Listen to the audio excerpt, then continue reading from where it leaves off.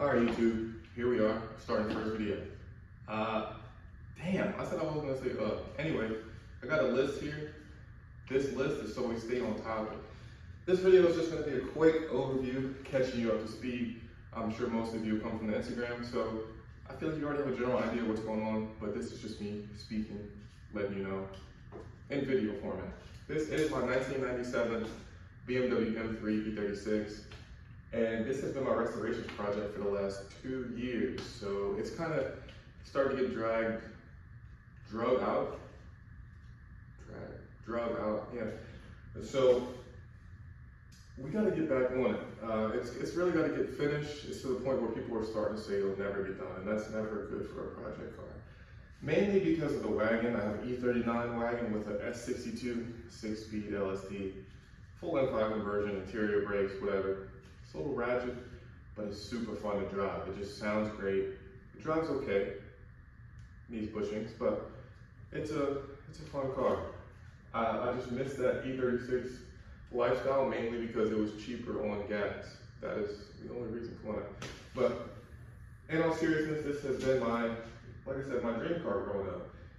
And to have one and it's just sitting on jack stands, for lack of a better term, rotting away. I really want to get back onto it and get it finished. So I'm gonna give you a quick few close-ups of the engine bay just because it's easy. I'm not gonna put the camera underneath. I feel like I've taken enough pictures of that for you guys to see. But without further ado. All right.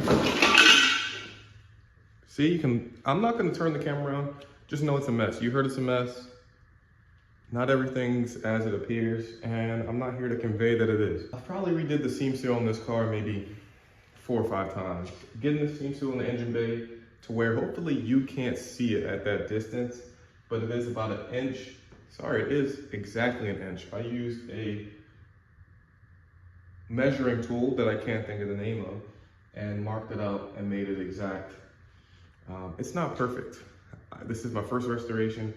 I have a lot to learn. I don't want to sound cocky, mainly, I like to joke around, but just a lot to learn. This is only the 2nd engine bay I've painted. You can see right here needs to be buffed, cut and buffed. So this side's been ceramic coated. It's kind of a little bit out of order why you ceramic coated one side when the other side, whatever. The car was spun around, so this side was against the wall and I couldn't really get to it.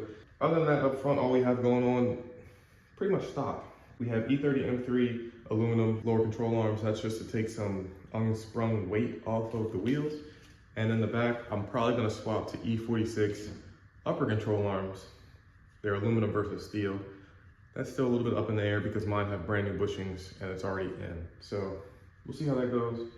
But other than that, this car really isn't anything crazy. Sorry, I have a cat that can open doors. All right, like I was saying, it's not anything crazy, but I'm not here to restore it back to stock spec. That's what museums are for. That's what the older, rich people that will never drive it are for. So I'm gonna put a little bit of sauce into this car. It's gonna have like a STW BTCC style fitment. For those of you that don't know, we'll just say DTM. DTM style fitment, either on LMs or a set of center locks. It should look pretty decent. Hopefully, if not, then I'll just delete the whole channel. That's about it up here. It really isn't much. I'm currently at the point where I'm bending brake lines, or I need to start bending brake lines. I was gonna get mine stripped and zinc coated, but I'm not too sure how that'll hold up. Like I said, this is my first restoration, so I'm going against Mother Nature. And let's take a second to be real here. You can restore a car as perfect as you want. Do everything properly, everything by the most expensive and greatest spec. Mother Nature will eventually form rust or corrosion somewhere. I don't know if you guys can hear it, but it's raining right now. You're not gonna win every battle unless the car sits in a climate controlled environment. That's not my goal with this one. This one is to be driven. Hey, look, this is what failed. Okay.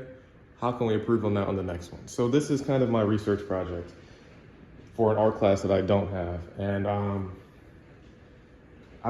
it's kind of gotten a little bit expensive, let's be real here. But let's not talk about the money, let's talk about the happy times. And right now I have no happy times because the car is not driving. On a real note, luckily for me, this car is worth nothing as it sits, so I haven't been motivated to sell it. Otherwise, it probably would be gone. But I'm gonna move you guys back out, get you out of my personal space, and then I'm gonna give you a little bit more of a ramble. Since I'm right here, I'll explain. This has been undercoated by me. I decided to take it all the way up. Factory BMW uses, I don't know what product they use, I can't think of the name of it, but it's a tan color, and then they do not paint match the bottom. I always wanted a car where the car's black, the bottom's black, it's paint matched. And I think I got that from looking at Volkswagens, seeing how Volkswagens are restored and the engine bays are tough.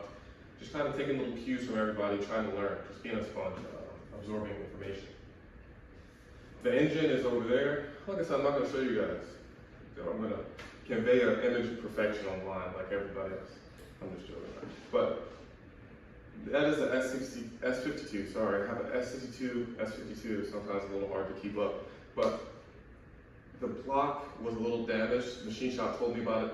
I just got my M52 block because OBD2 crank sensor is in the back versus the front. And I'm gonna have it bored to S52 specs so that I get perfectly straight cylinders and just a perfect start. At least that's the theory. M52, I believe, is 84 millimeters. S52 is like 86.5. I'm not a walking encyclopedia, so I can be wrong sometimes. Feel free to correct me. I'm sure I'll read all 3 comments on this video, but I don't really have much to go off of in this video. I feel like you've seen it all on Instagram, so this will just be the kind of, assuming you know, and then we're gonna carry on from here. That's pretty much it. I'm not gonna beg you guys to subscribe. Rather, or even like, rather I would just, hey, you did X, Y, Z, and the next video, could you do whatever? Like, hey, there was a terrible echo in that video. Could you please buy a microphone? It was a little painful to listen to. Things like that. I can take the criticism. If I can't, I'll just block you. So we'll work it out. And then the next one, I think I don't know if I want it to be a vlog style or like set up a tripod and here's what I'm working on. Or like what's his name? I think his name's Aiden, little dude. I gotta stop calling him that, that's kind of offensive. But little dude, he has like those really nice cinematic shots. So I'm not too sure where I'm gonna take it. Or even like a Chip Fruits where it's like the lighting is perfect. And I got a mic and whatever. So we'll see. Just leave some feedback.